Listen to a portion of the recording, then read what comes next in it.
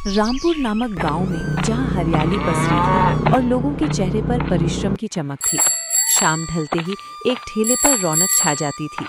वो था मोहन पाव भाजी वाला। मोहन के हाथ पाव भाजी बनाने में ऐसे सधे थे कि क्या कहने। उनकी ठेले से आती गर्म गर्म भाजी की खुशबू और मक्खन से सिके पाव की महक से पूरा चौराहा महक उठता था। उसकी भाजी में पड़े ढेर सारे मसाले और सब्जियों का मिश्रण ऐसा कमाल करता था कि लोग लेटे खाली कर उंगलियां चाटते रह जाते। उस सुबह भी हमेशा की तरह मोहन भोर होते ही उठ गया। सूरज की पहली किरण अभी अभी निकली थी और वो अपनी साइकिल पर सवार होकर किराना दुकान पहुंच गया। भाई साहब, 5 किलो आलू, 5 किलो टमाटर, ढेर सारी शिमला मिर्च और एक बड़ा डिब्बा पाव भाजी मसाला चाहिए। जरा जल्दी करिए, सब्जियां काटने का काम शुरू करना है। अरे मोहन भाई, यहाँ सभी सामान हाजिर हैं, लेकिन आज ऐसी कीमतें थोड़ी बढ़ गई हैं। क्या फिर से? अभी पिछले महीने ही तो दाम बढ़े थे। इस बार और कितना बढ़ गया है? क्या करें भाई, माल ही ऊपर से महंगा आ रहा है।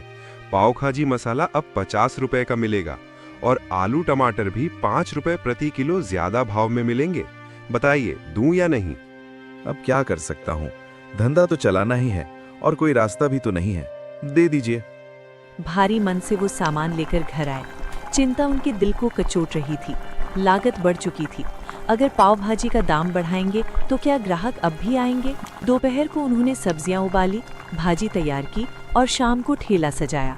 गर्मा गर्म पाव भाजी की मनमोहक खुशबू फैलते ही उनके पुराने ग्राहक खिंचे चले आए। मोहन भाई, 2 प्लेट पाव भाजी लगा दो फटाफट। आज तो पेट में चूहे कूद रहे हैं।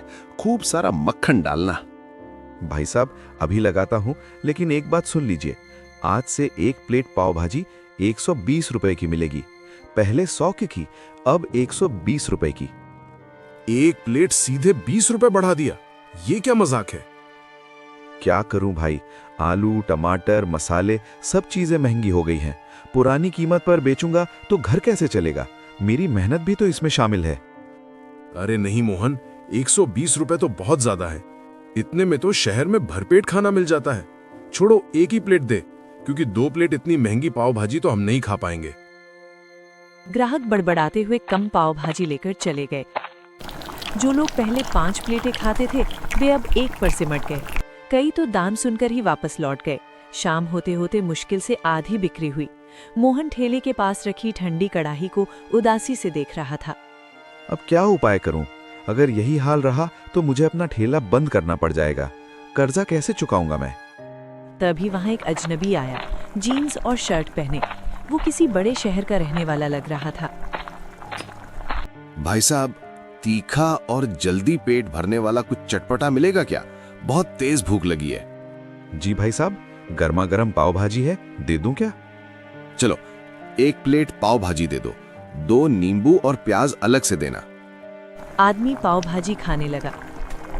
भाई, तुम्हारी पाव भाजी ठीक है, पर इसमें वो फास्ट फूड वाली बात नहीं है। वो बात नहीं है जो मुंबई के वड़ा पाव में होती है। सस्ता, झटपट और पेट भर वड़ा पाव। वो क्या होता है भाई साहब? मैंने तो उसका नाम भी पहली बार सुना है। अरे, तुमने वड़ा पाव नहीं चखा? मुंबई की जान है। वो नरम नरम पाव के बीच में गर्मा गर्म आलू वड़ा और उसके साथ वो लाल रंग की सूखी लहसुन की चटनी। एक बार खा लो तो दिन बन जाए। और हाँ, पाव भाजी से बहुत सस्ता भी पड़ता है। अच्छा, इतना स्वादिष्ट होता है क्या? पर मुझे तो बनाना नहीं आता। अरे बहुत आसान है। मैं मुंबई में सालों रहा हूं। मैं तुम्हें सिखा सकता हूं। उसकी असली जान वो सूखी लाल चटनी है। अगर वो सही बन गई तो समझो तुम्हारा बेड़ा पार हो गया। अभी मुझे बस पकड़नी है। कल सुबह मैं इस गांव से निकलूंगा, उससे पहले मिल लेना। इतना कहकर वो चला गया। मोहन उस रात बिस्तर पर करवटें बदलता रहा, वड़ा पाव के बारे में सोचते रहा। जब वो घर लौटा था तो उनकी पत्नी सुनीता उनके बुझे हुए चेहरे को देखकर सब समझ गई थी। आज भी बिक्री अच्छी नहीं हुई है ना? मैं देख रही हूँ महंगाई के कारण लोग पाव भाजी कम खा रहे हैं। हाँ सुनीता, अब लोग 120 रुपए की पाव भाजी खरीदना नहीं चाहते। हमें कुछ बदलना पड़ेगा। हमें तो बस पाव भाजी बनाना ही आता है। आज एक मुंबई का आदमी मिला था। वो वड़ा पाव की बात कर रहा था। कह रहा था पाव भाजी से सस्ता और ज्यादा स्वादिष्ट होता है। सुनीता, मुझे लगता है अब हमें पाव भाजी की जगह कुछ नया शुरू करना होगा। अगली सुबह मोहन जल्दी उठा।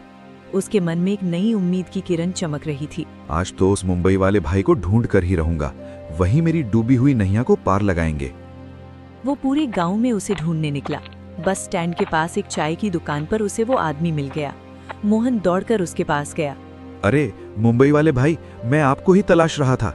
मुझे वो वड़ा पाव बनाना सीखना है, मेरी मदद कर दीजिए। अरे वाह, तुम तो सच में आ गए। ठीक है, मेरी बात ध्यान से सुनो। आलू का मसाला तो तुम पाव भाजी जैसा ही बनाना, बस उसमें कड़ी पत्ता और राई का तड़का जोरदार लगाना। मुख्य बात है बेसन का घोल और वो सूखी चटनी। उस अजनबी ने मोहन को विस्तार से समझाया कि कैसे बेसन में थोड़ा चावल का आटा मिलाना है ताकि वड़ा कुरकुरा बने, और कैसे ढेर सारा लहसुन, लाल मिर्च और सूखा नारियल भूनकर वो जादुई सूखी लाल चटनी बनानी है। याद रखना, पाव एकदम ताजा होना चाहिए और चटनी में बिल्कुल कंजूसी मत करना। यही तो इस वड़ा पाव का असली राज है। धन्यवाद भाई, आपने तो मेरी बहुत बड़ी दुविधा सुलझा दी। कल से रामपुर में मुंबई का स्वाद मिलेगा। मोहन ने तुरंत शहर जाकर ताजे पाव का बड़ा ऑर्डर दिया। उन्होंने ढेर सारा लहसुन, बेसन और सूखी लाल मिर्च खरीदी। अगले दिन सुबह सुबह घर में एक नई और अनोखी खुशबू फैली। अरे वाह, ये लहसुन की चटनी की खुशबू तो बहुत ही लाजवाब है। नाक में एकदम तीखापन लग रहा है। यही तो जादू है सुनीका। आज देखना, लोग पाव भाजी का नाम भी भूल जाएंगे। दोपहर होते होते उसने ठेले पर नया बोर्ड लगाया, मोहन का मुंबईया वड़ा पाव, असली तीखा स्वाद। जैसे ही उसने बेसन में लिपटे आलू के बड़े गर्म तेल में तलने शुरू किया, बेसन और मसालों की एक अलग ही सौंधी खुशबू हवा में घुल गई। तभी उनके पुराने ग्राहक खींचे चले आए। अरे मोहन, आज ये क्या बना रहा है? पाव भाजी नहीं है क्या? ये गोल गोल क्या चल रहा है?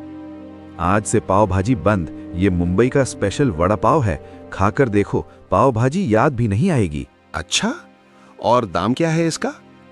नहीं भाई, ये सस्ता है। 20 रुपए में 2 वड़ा पाव मिलेंगे, पेट एकदम भर जाएगा। अरे वाह, 20 रुपए में 2? फिर तो जल्दी लगा दे भाई, खुशबू तो बड़ी कमाल की आ रही है। मोहन ने पाव को बीच से चीरा, एक तरफ हरी चटनी और दूसरी तरफ वो खास सूखी लाल लहसुन की चटनी लगाई। बीच में गर्मा गर्म बड़ा रखा और ग्राहक को पकड़ाया। ग्राहक ने पहला बड़ा निवाला मुंह में डाला।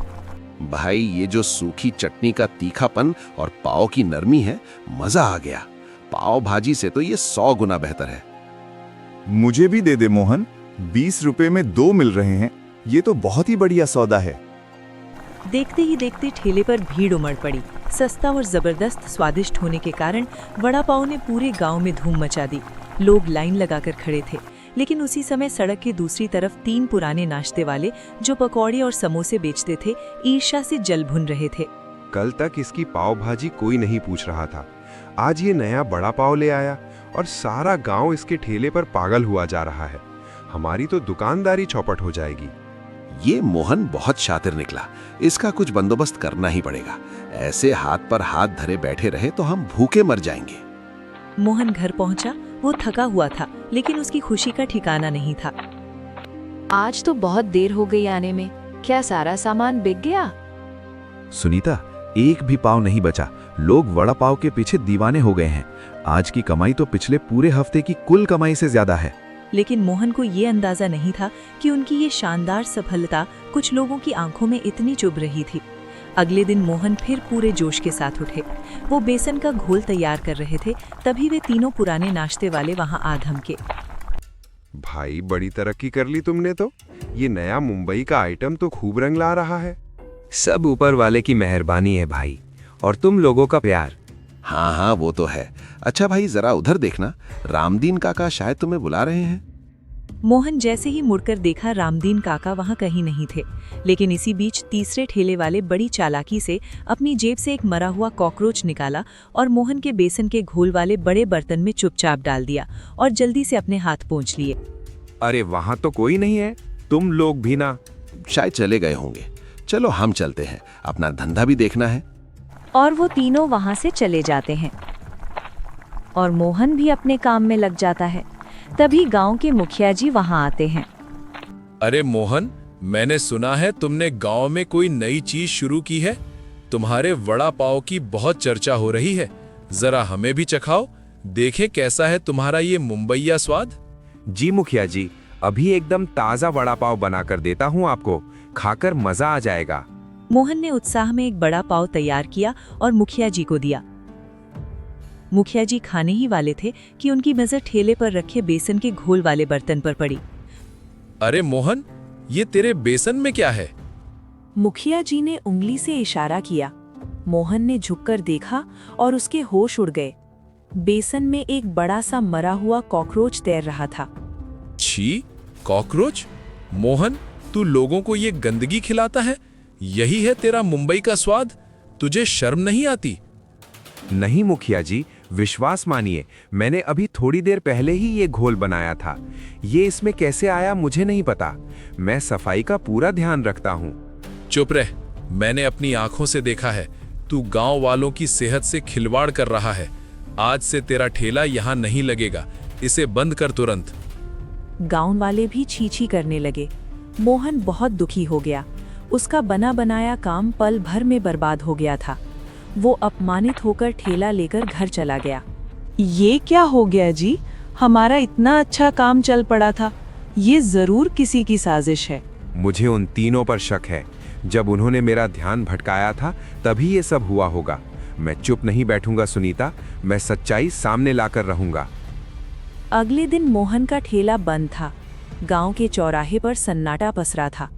वो गांव में घूमने निकला। उसने देखा कि उन तीनों पुराने ठेले वालों में से 2 की दुकानों पर आज थोड़ी भीड़ थी, लेकिन तीसरा वाला जो सबसे कमजोर था अभी भी ग्राहकों के इंतजार में मक्खियां मार रहा था। मोहन समझ गया कि यही सबसे कमजोर है। इसी से सच उगलवाना होगा। मोहन उस तीसरे ठेले वाले के पास गया। वो आदमी मोहन को देखकर घबरा गया। अरे मोहन, तुम देख भाई, मुझे पता है कि कल मेरे बेसन में कॉकरोच तुम तीनों ने मिलकर डाला था। नहीं, हम ऐसा क्यों करेंगे? ऐसे झूठ बोलने की कोशिश मत कर। देख, उन दोनों का धंधा तो फिर भी चल रहा है, पर तेरा तो आज भी ठप पड़ा है। अगर तू मुखिया जी के सामने सच बोल दे तो मैं तुझे अपने उस खास सूखी लाल चटनी और वड़ा पाव का सीक्रेट बता दूंगा। फिर तेरा ठेला भी मेरे जैसा ही चलेगा। सोच ले क्या करना है। वो आदमी लालच में आ गया। उसका धंधा वैसे भी नहीं चल रहा था। क्या सच में तुम मुझे वो चटनी बनाना सिखाओगे? हाँ भाई, पक्का वादा। चलो मुखिया जी के पास। ये सब उन दोनों का ही प्लान था, मुझे तो बस साथ में घसीट लिया था। फिर वो दोनों मुखिया जी के पास गए। उस आदमी ने सबके सामने अपना गुनाह कबूल कर लिया और बताया कि कैसे ईर्ष्या के कारण उन्होंने मोहन के सफल धंधे को बर्बाद करने की साजिश रची थी। मुखिया ने उन दोनों ठेले वालों को तुरंत बुलवाया। तुम लोगों ने इतनी गिरी हुई हरकत की, एक मेहनती आदमी की रोजी रोटी छीनने की कोशिश की। आज से तुम दोनों गांव में अपनी दुकानें नहीं लगाओगे। दफा हो जाओ यहाँ से। फिर मुखिया जी मोहन की तरफ मुड़े। हमें माफ करना मोहन, हमने बिना पूरी बात जाने तुम्हें गलत समझा। तुम निर्दोष हो। कल से तुम फिर से अपना ठेला लगाओ। धन्यवाद मुखिया जी, आज मेरा विश्वास जीत गया। मोहन ने फिर से अपना मुंबई का वड़ा पाव का ठेला लगाया। गांव के लोग पहले से भी ज्यादा संख्या में उमड़ पड़े। अब मोहन सिर्फ पाव भाजी वाला नहीं, बल्कि पूरे इलाके का मशहूर वड़ा पाव किंग बन चुका था।